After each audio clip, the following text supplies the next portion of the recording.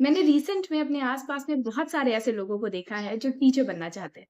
अगर आप भी इसमें से एक हैं जो टीचर बनना चाहते हैं, so welcome to the most engaging and most responsible job of the world. Teacher बनना आसान नहीं है।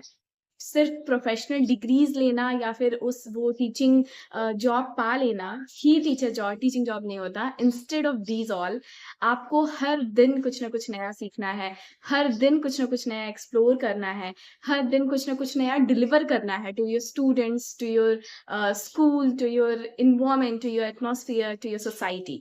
सो अगर इन सारी चीज़ों को जानने के बाद भी आप टीचर बनना चाहते हैं, so don't skip the video because in today video I'm going to give multiple tips for the new teachers जो अपने क्लासरूम में जाने से पहले या टीचिंग प्रोफेशन स्टार्ट करने से पहले कौन-कौन सी चीजें उन्हें समझ लेनी चाहिए और कर लेनी चाहिए।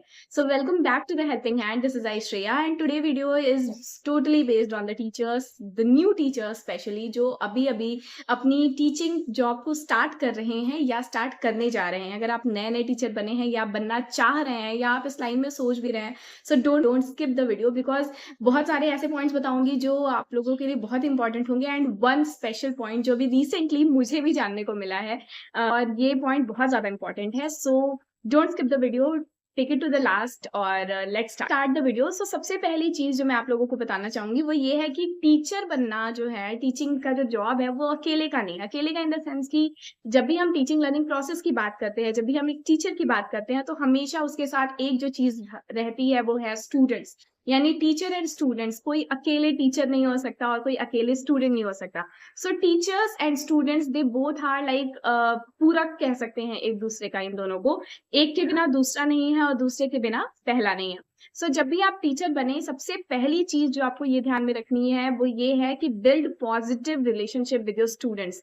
पॉजिटिव रिलेशनशिप अपने स्टूडेंट्स के साथ मेंटेन करना इतना ज़्यादा ज़रूरी है जितना ज़्यादा स्टूडेंट्स को सब्जेक्टिव नॉलेज देना।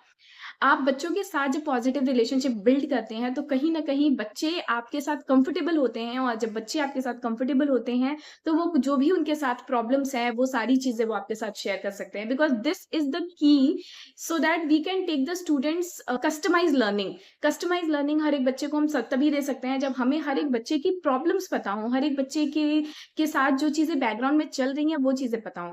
और ये तभी पता हो सकता है जब आप एक पॉजिटिव और इफेक्टिव एटमॉस्फियर अपने क्लासरूम में क्रिएट करते हैं। आप जब एक पॉजिटिव रिलेशनशिप उन बच्चे के साथ बिल्ड करते हैं, जो एक आइडियल रिलेशनशिप हो जहाँ पे बच्चा एक कंफर्टेबल ज़ोन में हो आपके साथ। Because every time I used to say कि वो जो ट्रेडिशनल मेथड ऑफ टीचिंग जो था वो खत्म हो चुका है। अब हम वो डंडे लेकर क्लासरूम में नहीं जा सकते हैं कि हमें बस डंडे के डर से बच्चों को पढ़ाना है, उन्हें सिलेबस याद करा देना है, उनका जो भी पूरा कॉन्सेप्ट है वो क्लियर कर देना है। वो रोट मेमोराइज़ेशन हमें नहीं करना है। बच्चा लर्न कर सकता है उससे, बट वो समझ नहीं सकता। एग्ज़ाम के नेक्स्ट डे वो उस चीज़ को भूल जाने वाला है 100%।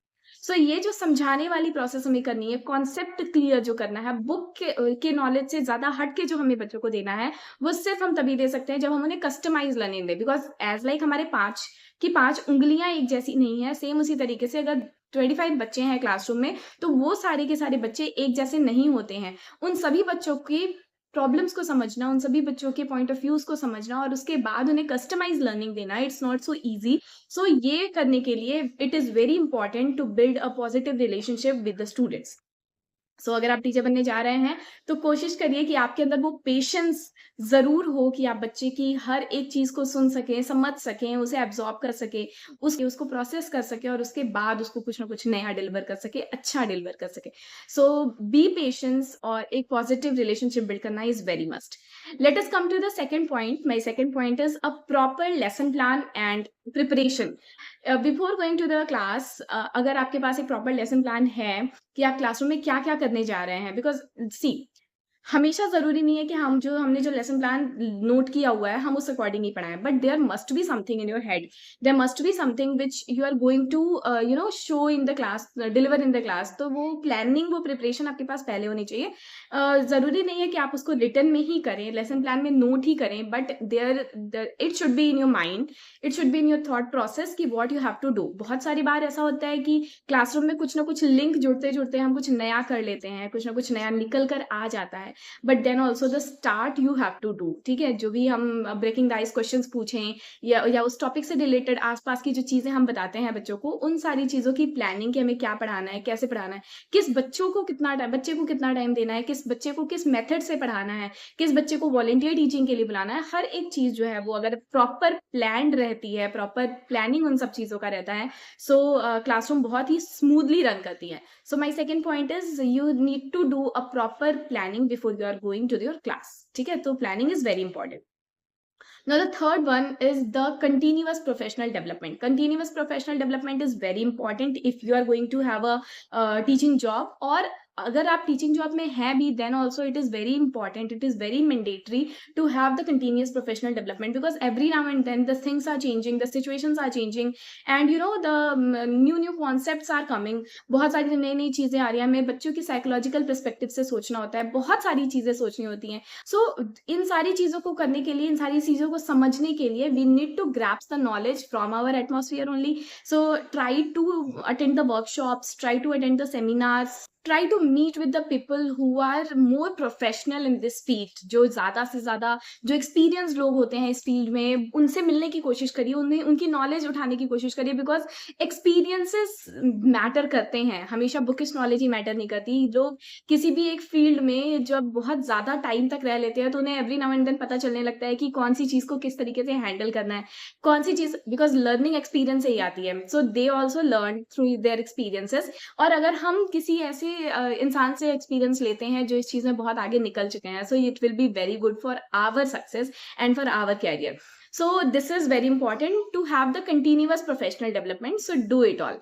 Next point, if you are going to have be a teacher, और आपको क्लासरूम में जाने से पहले जिस चीज़ का सबसे ज़्यादा ध्यान देना है वो ये है to build the effective classroom management, to have the effective classroom management. Effective classroom management का मतलब है कि जब आप क्लासरूम में एंटर करते हैं, जब आप क्लासरूम में जाते हैं, तो आपका क्लासरूम किस तरीके से मैनेज होना चाहिए, कौन कौन सी चीज़ें वहाँ होनी चाहिए और कौन कौन सी चीज़ों को आप नहीं चाहते हो आपके क्लासरूम में। It is very important to note it down.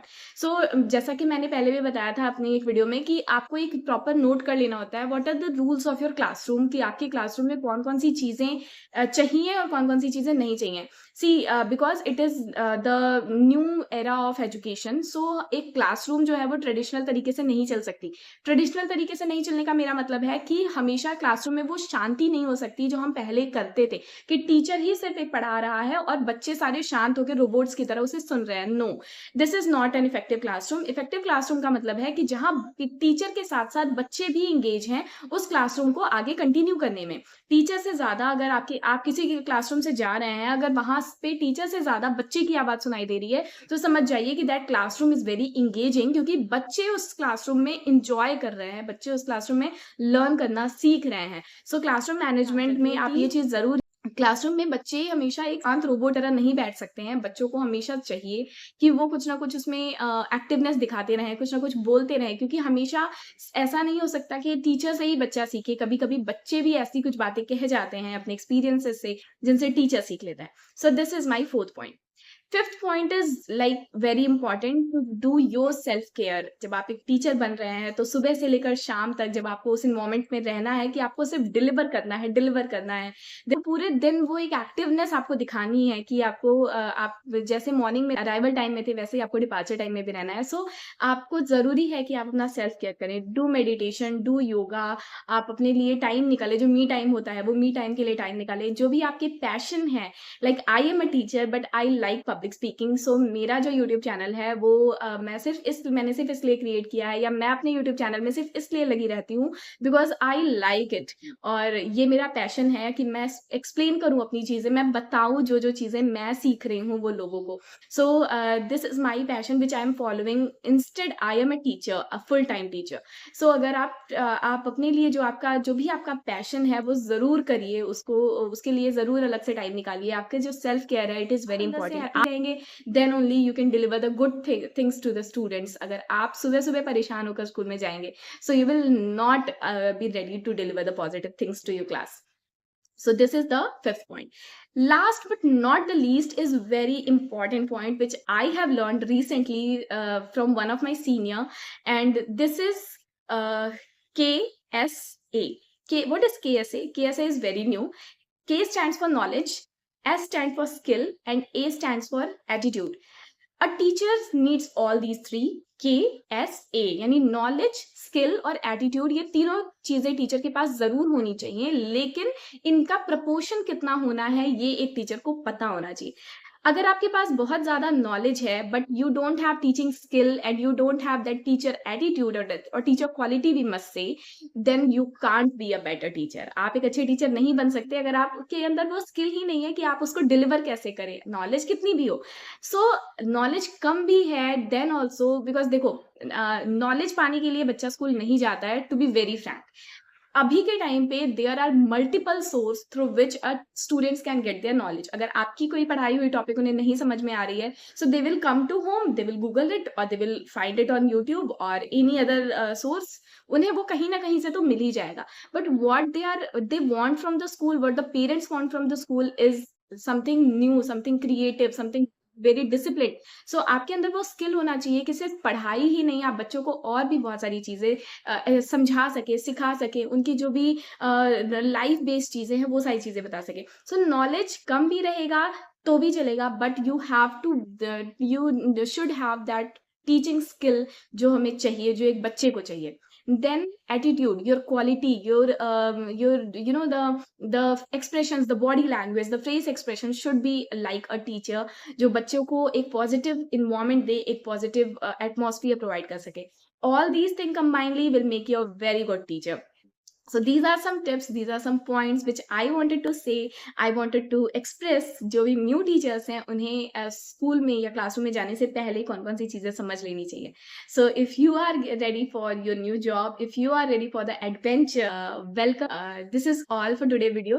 अगर वीडियो अच्छी लगी हो तो do like it, share it, subscribe the channel और जरूर शेयर करें उन लोगों को जो अभी हाल ही में आपके फ्रेंड्स एंड फैमिली में टीचर बनने जा रहे हैं या अभी नए नए टीचर बने हैं। ये जरूर उन्हें काम आएगा और बहुत सारी ऐसी चीजें हैं जो वो समझकर एक बहुत ही अच्छे टीचर इन फ्यूचर बन सकते हैं। सो आपने बहुत ध्यान से सुना, उसके लिए धन्यवाद।